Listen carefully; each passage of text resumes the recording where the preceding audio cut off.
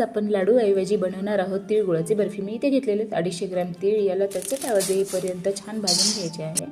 आता आपण 250 ग्रॅम शेंगदाणे घेतलेले आहेत, याला पण भाजून थंड झाल्याच्या नंतर याच्यावरची आपण पूर्ण साल काढून घ्यायची आहे।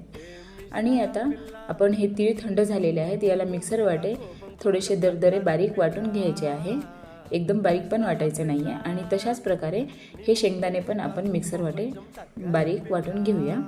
आता या दोघांना आपण मिक्स करूया, तीळ आणि शेंगदाणे। मी इथे 1 चमचा तूप घेतलेला आहे, 400 ग्रॅम गूळ घेतलेला आहे, त्यात 2 चमचे पाणी घालत आहे। आणि आता आपण हे गूळ वितळून घेऊया। असा फेस आला की याच्यामध्ये हे मिश्रण आपण टाकूया।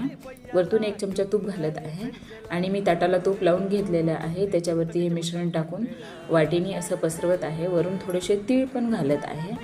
आणि आता हे आपली बर्फी छान इथे थापून झालेली आहे, तर मी याला आता काप पाडून घेत आहे।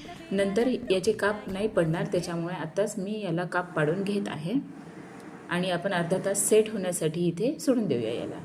तर ही आपली झालेली आहे मस्त अशी बर्फी।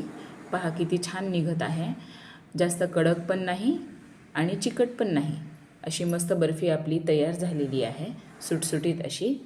लहानांपासून मोठ्यांना सगळ्यांना आवडणारी अशी मस्त बर्फी या संक्रांतीला नक्की एकदा ट्राय करा।